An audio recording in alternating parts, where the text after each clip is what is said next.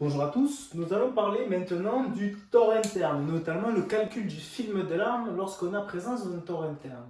Donc en fait, on va partir sur un exemple, on va partir sur une kératométrie en K à 0 degré égale 7,80 mm et K' 90 égale 7,40 mm. Donc on fait exprès de partir sur une toricité cornéenne de 0,40 mm pour justement se poser la question de qu'est-ce qu'on va faire un tort interne sur la puissance du film de l'arme.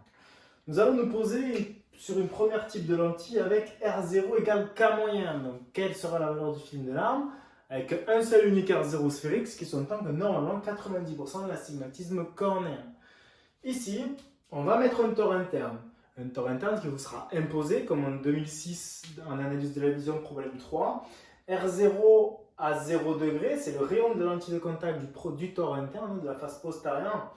On rappelle que le tort interne, ça c'est la face intérieure, ça c'est la face postérieure. Donc là voilà, il y en a deux.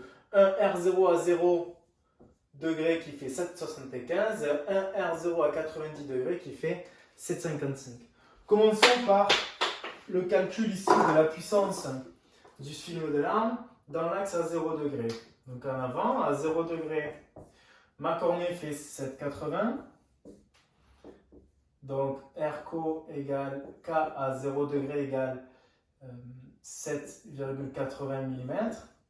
Ma lentille de contact fait R0 égale K moyen, donc ce qui nous fait du 7,60. 7,60 c'est bien entendu plus serré. Donc j'ai peu de larmes sur les bords et beaucoup au centre. Pourquoi? Puisque ici R0 égale 7,60 mm. Toricité 0,20. Autrement dit, j'ai un ménisque ici qui est convexe. Convexe à hauteur de plus une dioptrie puisque plus 0,10 égale 0,50. Ensuite, je vais travailler dans l'axe à 90 degrés. Donc, dans l'axe à 90 degrés, j'ai une cornée qui est beaucoup plus serrée puisque K' 90 fait 7,40 mm. J'ai une lentille de contact qui fait R0 égale 7,60 puisque ma régularisation c'est toujours R0 égale K moyen est égal à 7,60. Autrement dit, ma lentille de contact est légèrement plus plate puisque R0 égale 7,60 mm. J'ai donc des larmes sur les bords mais très peu au centre. J'ai donc un ménisque qui est concave et concave à hauteur de moins 1 dioptrie. Autrement dit, mon DLA, mon film de larme, mon DLA est égal à plus 1, moins 2 à l'axe 0 degré. On rappelle que pour tout le monde, comment on fait pour se vérifier sur le calcul de l'astigmatisme du film de l'arme? Il doit représenter 90% de l'astigmatisme cornéen. Autrement dit, mon cornéen c'est 6 x 4, 24 plans moins 2,40 à l'axe K0. Donc ton cornéen c'est plan moins 2,40 à 0.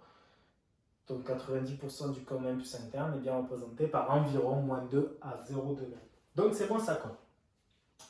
Maintenant, faisons exactement la même chose, mais lorsque la compensation présente un tort interne. Ça veut dire avec deux rayons de courbure qui te sont imposés, qui te sont donnés, ils seront toujours donnés, t'inquiète. On y va. À l'axe à 0 degré, j'ai donc ma cornée qui a un rayon de 7,80. Ça ne change pas, je fais donc mon K à 0 degré égale 7,80 mm. J'ai ma lentille de contact qui cette fois-ci fait 7,75, rayon imposé. Donc 7,75 par rapport à 7,80, c'est légèrement plus serré. Autrement dit, j'ai très peu de larmes sur les bords et beaucoup au centre. J'ai donc ici un R0 de 7,75 mm. J'ai donc un ménisque qui est convexe à hauteur de 0,10 égale 0,50, donc plus 0,25. Je vais travailler maintenant dans le contraxe, dans l'axe à 90 degrés. J'ai ma cornée qui fait 7,40, donc qui est serrée en 7,40. K' 90 égale 7,40 mm. J'ai mon R0 imposé qui fait 7,55, donc qui est légèrement plus plat. De R0 égale 7,55 mm. Justement, ça va me donner un ménisque concave. Ici, les deux R0 sont justement différents, parce qu'on vous impose un tort interne à 0 et on vous impose un tort interne à 90. on vous impose un tort interne. Ça veut bien dire deux rayons de courbure différents dans les deux méridiens principaux. Autrement dit, un ménisque qui cette fois-ci est concave. Et concave à hauteur de 0,15, donc moins 0,75 dioptrie.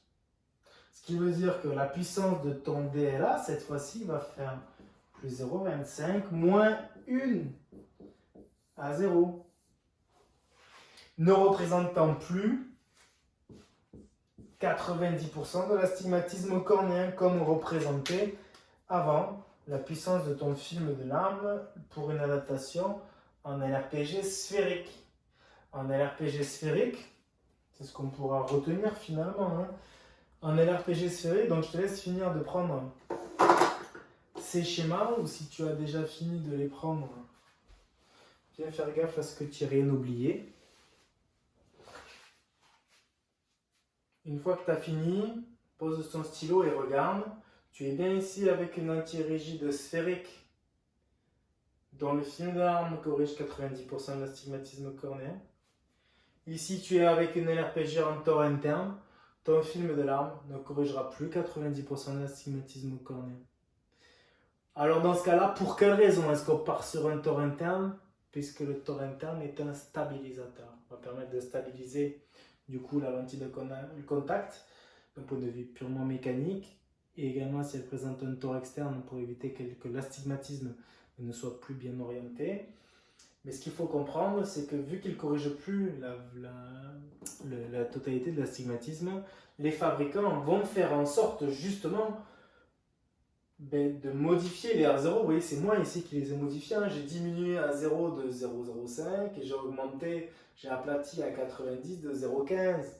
Le fabricant, lui, va faire ça beaucoup plus intelligemment, de manière un peu plus harmonieuse, de façon justement à bénéficier de la totalité, enfin, le plus possible de la correction du film de larmes.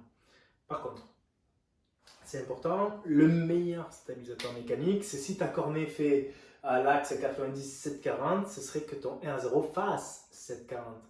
Mais si tu fais ça, tu annules parfaitement la correction du film de larmes. Et ça, c'est pas bon. Il vaut mieux tout le temps continuer de bénéficier de cette compensation du film de larmes, en compensation parfaitement naturelle de 90% du cornéen. Voilà.